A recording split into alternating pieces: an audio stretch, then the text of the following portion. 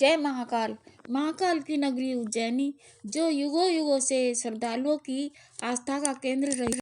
कहते हैं ये नगर पृथ्वी के मध्य केंद्र बिंदु पर स्थित है। ऐतिहासिक, पौराणिक और सांस्कृतिक अनेक विविधताओं को समेटे यह नगरी देश विदेश में प्रसिद्धि पा रही है।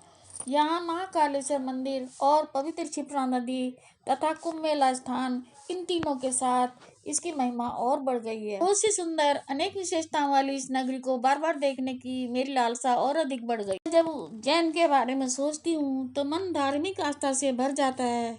यह मेरी उज्जैन की दूसरी यात्रा थी। अपनी सहेलियों के साथ अचानक उज्जैन यात्रा का प्रोग्राम बन गया। अपनी महिला टीम के साथ मैं ट्रेन द्वारा हरिद्वार से उज्जैन पहुंची। वहां नरसिंह घाट रोड पर सेवा आश्रम में हम रुके। यहाँ का हरा भरा और शांत वातावरण हम लोगों को बहुत अच्छा लगा। आश्रम के महाराज जी का भी हमें बहुत सहयोग मिला। सुबह कुछ देर आराम के बाद हम राम घाट पर स्नान करने गए। जैसे यहाँ हरिद्वार में हर की पौड़ी का महत्व है, यहाँ का कुंभ मेला भरता है, उसी तरह उज्जैन में भी राम घाट का महत्व है, यहाँ भी कुंभ का मेला भरता है। राम घाट पर हम लोगों ने क्षिप्रा नदी में स्नान किया और शिव जी को जल चढ़ाया तथा पंडित के द्वारा सभी ने पूजा कराई। क्षिप्रा नदी पर पूजा पाठ करने के बाद हमने घाट पर ही बने राम मंदिर के दर्शन किए। कहते हैं कि त्रेता युग में यहाँ भगवान श्री राम आए थे और शिवलिंग की पूजा के बाद अपने पिता दशरथ जी का श्राद्ध तर्पण किया था। यह राम मंदिर बहुत ही प्राचीन है।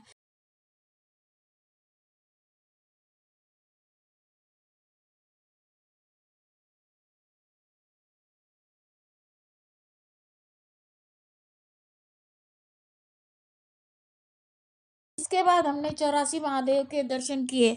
इसके बारे में एक कथा है कि एक बार देवताओं के अनुरोध पर शिव जी भूषण राक्षस का संहार करने निकले। और वो राक्षस समस्त लोकी को तंग कर रहा था। भूषण बहुत ही बलशाली और मायावी था। युद्ध में वो मारे नहीं मर रहा था। तब भगवान शिव ने अपनी बहन छिपरिया से सहायता मांगी। छिपरिया ने आते ही महादेव का अखाड़ा संभाल लिया। उसके पास भी बहुत सी मायावी शक्तियां थी। छिपरिया ने आते ही अपनी शक्ति से भूषण के खून से पैदा होने वाले असुरों को निष्क्रिय कर दिया। वह युद्ध भूमि में जल रूप होकर बहने लगी। और जो 84 राक्षसों ने महादेव को घेर रखा था, उसको मुकाबले में छिपरिया ने अपनी शक्ति से 84 महादेव बना दिए, जिससे भूषण राक्षस का संहार हो सका। छिपरिया महादेव की बहन आज की क्षिप्रा नदी है। तो हमने मंदिर में 84 शिवलिंगों पर जल चढ़ाया, 12 ज्योतिर्लिंग और 9 ग्रहों पर भी जल चढ़ाया। वह पंडित से चंदन लगवाया और पूजा की। नहाकर लौटते समय हमने विक्रमादित्य का किला, सिंहासन बत्तीसी और देवी देवताओं के अनेक मंदिर देखे। विक्रमादित्य का किला अब खंडहर बन चुका है। अनेकों मंदिरों के दर्शन करते हुए हम हरसिद्धि माता के मंदिर तक आ गए। हरसिद्धि माता राजा विक्रमादित्य की इष्ट देवी थी। राजा की भक्ति से प्रसन्न होकर पार्वती माता ने उन्हें दर्शन दिया था और राजा की सहायता के लिए देवी ने उन्हें एक वितार प्रकट करके दिया था। हरसिद्धि मंदिर में हमने देवी के दर्शन किए और फूल चढ़ाए। मंदिर में 2 बड़े स्तूप हैं, जिस पर लगभग 726 दिए जलाए जाते हैं। शाम के समय जब ये सभी दिए जलते हैं तब इनकी शोभा देखते ही बनती है। देवी के दर्शन से मेरा मन असीम शांति से भर गया। अगले दिन हम कुबेरेश्वर धाम के दर्शन के लिए सीहोर गए। यह उज्जैन से लगभग 145 किलोमीटर दूर पड़ता है। सीहोर में बस वाले ने हमें मेन रोड सड़क पर ही उतार दिया। वहां से लगभग 1 किलोमीटर तक पैदल चलना पड़ा। कहते हैं कि यहाँ की मिट्टी में भोले बाबा की भक्ति का बहुत प्रताप है। यहाँ के कण कण में शिव जी का वास है। यह मंदिर अभी निर्माणाधीन है। इस मंदिर को बनाने वाले पंडित प्रदीप मिश्रा अंतर्राष्ट्रीय कथा प्रवक्ता हैं। इन पर भोले बाबा की विशेष कृपा है। जनता के दान सहयोग से यह मंदिर अभी निर्माणाधीन है।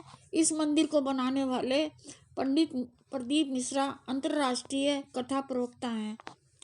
इन पर भोले बाबा की विशेष कृपा है और असंख्य श्रद्धालु यहाँ दान देकर क्या यह एक बहुत बड़ा नगर सा बस गया है। मंदिर दर्शन में बहुत ज्यादा भीड़ थी। हमने भोले बाबा पर जल चढ़ाया और पूजा की। इस धरती का ये प्रभाव था कि यहाँ आकर हमारी चिंता फिकर सब मिट गई। हमने घूम घूम कर कुबेरेश्वर मंदिर, सत्संग हॉल आदि देखे और यहाँ का मुख्य मंत्र है श्री शिवाय नमस्तुभ्यं। यहाँ हमने सत्संग हॉल, अन्नपूर्णा रसोई, यात्रीशाला, भंडार गृह आदि देखे और कुछ फोटो भी खींची। के पास एक बच्ची के साथ बैठकर मैंने एक फोटो खिंचवाई। दूसरी फोटो मैंने सत्संग हॉल के पास सीढ़ियों पर बैठकर खिंचवाई। एक फोटो मैंने कुछ बच्चों के साथ खिंचवाई। कर मैंने ये महसूस किया कि कुबेरेश्वर धाम व पंडित मिश्रा जी के प्रति लोगों में गहरी आस्था है, इसलिए प्रतिदिन यहाँ हजारों यात्री जल चढ़ाकर अपनी मनोकामना का फल पा रहे हैं। मंदिर में तो हमेशा भीड़ रहती है। हम लोग भी यहाँ दर्शन के लिए लाइन में लग गए। भोले बाबा के गर्भगृह के सामने आते ही नगाड़ों की ध्वनि से दोपहर की आरती होने लगी। हमने रेलिंग से खड़े होकर दर्शन किया। यहाँ ज्योतिर्लिंग के पास नहीं जाने दिया जाता, बस केवल दूर से ही दर्शन करना होता है। मैं हरिद्वार हर की पैड़ी ब्रह्मकुंड से भोले बाबा को चढ़ाने के लिए जल ले गई थी। सो मैंने वो जल चढ़ाने के लिए मंदिर के पंडित जी को दे दिया। महाकाल मंदिर से ऊपर हम दूसरी मंजिल में दर्शन करने गए। वहाँ दर्शन करने के बाद पता चला कि जो तीसरी मंजिल चंद्र नागेश्वर मंदिर है वो नहीं खुलता, केवल एक दिन बसंत पंचमी के दिन खुलता है, जहाँ मेला भी लगता है। उसके बाद वहाँ ऊपर की मंजिल में हमने कुछ फोटो खिंचवाई और मेरी बहनों और सहेलियों ने जल चढ़ा। महाकाल मंदिर से निकलकर हम महाकाल कॉरिडोर देखने गए, जो अभी नया बना है। यह परिसर लगभग 900 किलोमीटर के घेरे में है। यहाँ शिव की अनेक भाव भंगिमा वाली विशाल मूर्तियां खड़ी हैं। प्रतिमाएं शिव की अनेकों कथाएं दर्शाती हैं, जैसे शिव परिवार, शिव विवाह, शिव का चंद्रमा से श्रृंगार करना, अमृत मंथन में शिव का विस्फान करना, सप्तऋषि मंडल में एक विशाल स्तूप, रावण द्वारा कैलाश से पर उठाना आदि इसके मुख्य आकर्षण है। यहाँ परिसर में वृद्धों के लिए निःशुल्क सुंदर खुली गाड़ियाँ घूमती रहती हैं, जो यात्रियों को घुमाती हैं, जिसमें वृद्ध और अपंग लोगों को वरीयता दी जाती है।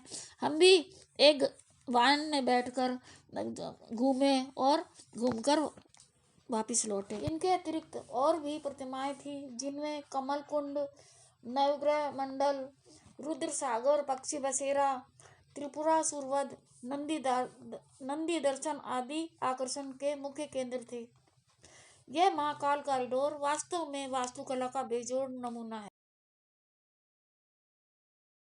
आज हमारा उज्जैन में चौथा दिन था और रात को ट्रेन का रिजर्वेशन भी था, इसलिए दिन में हमने शहर के कुछ मुख्य मंदिरों में ही दर्शन किया।